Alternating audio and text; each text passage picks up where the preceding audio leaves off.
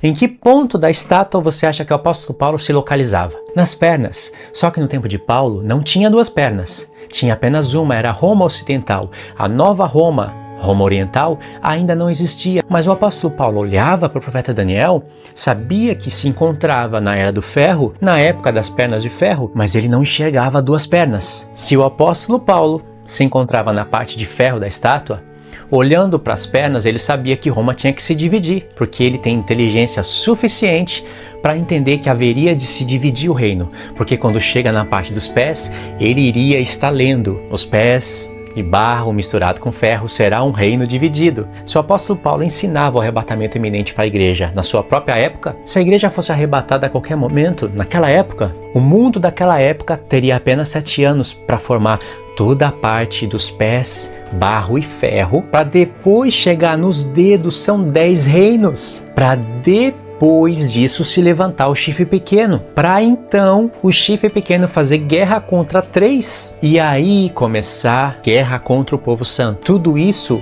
teria cabimento num espaço de 7 anos? Então o que detinha o anticristo não é o Espírito Santo. O que detém o anticristo são os eventos, a ocasião própria.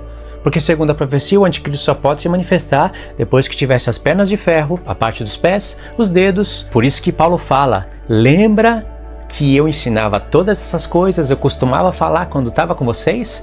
Agora vós sabeis o que o detém, para que ele seja manifestado na sua ocasião própria. Qual é a ocasião própria do anticristo se manifestar? Depois que toda a estátua tiver construída, ou se levar para os animais, a revelação fica mais ampla ainda. Se o Espírito Santo detém o anticristo para que a igreja não sofra, por que o Espírito Santo não deteve Nero, Domiciano? Por que o Espírito Santo deixou os cristãos serem queimados vivos, crucificados? Imagine se aqueles mártires, aqueles irmãos que não amaram a sua vida até a morte, estivessem vivos hoje e ouvisse a igreja falar que não é justo a igreja sofrer a grande tribulação, porque a igreja, com a sua doçura do evangelho, detém o anticristo para que ela não sofra. O Senhor Jesus sofreu. Por que a igreja não vai sofrer? Pedro falou para a igreja, assim como o Senhor Jesus sofreu na carne, armai-vos também com esse pensamento. Armai-vos é a arma para a igreja ensinar que ela vai sofrer.